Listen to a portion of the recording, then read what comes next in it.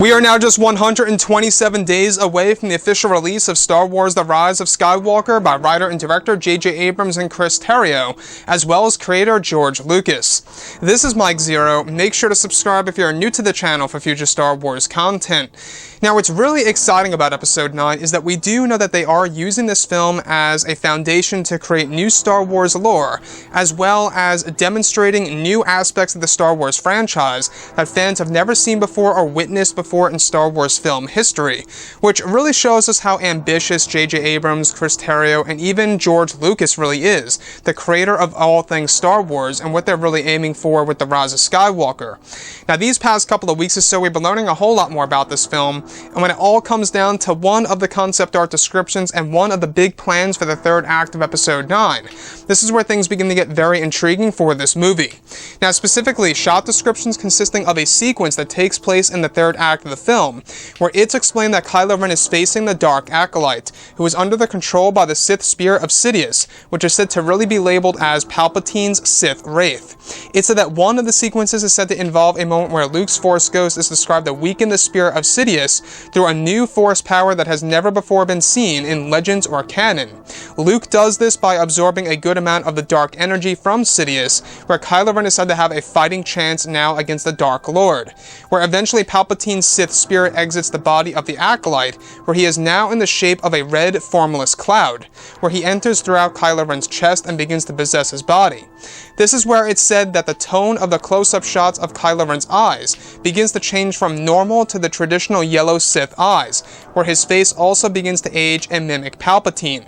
This is where it's explained that Kylo Ren begins to beg Rey to kill him, where Rey refuses to do such and she fights Kylo Ren while she is taken over by Palpatine's spirit, where as they fight, Rey keeps shouting out dialogue related to his mother Leia and his father Han. Abrams was said to be deeply inspired by the popular possession films, such as The Exorcist and more, to create a dark third act between both of course, Palpatine, Kylo Ren, and Rey.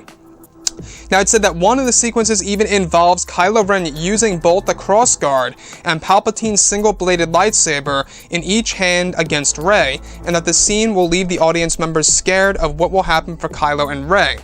So let's go over a couple of parts about this. Now, we do know that this film is going to be a very dark movie. In case you guys did not know, J.J. Abrams is aiming to at least make a couple of parts of this movie darker than that of Episode 3, Revenge of the Sith, which really does speak volumes and tells us that JJ, like I said before, very ambitious, very goal-driven about this movie and how he's really trying to make this the best Star Wars film, at least within the sequel trilogy. You know, at the very least, that's what he's trying to do here, and I think that is very possible. I really feel like that TROS is going to be by far, you know, the new Revenge of the Sith, if you will, for, of course, the Star Wars franchise. Now, with that being said, we do know that this film is going to feature Palpatine in a very significant way.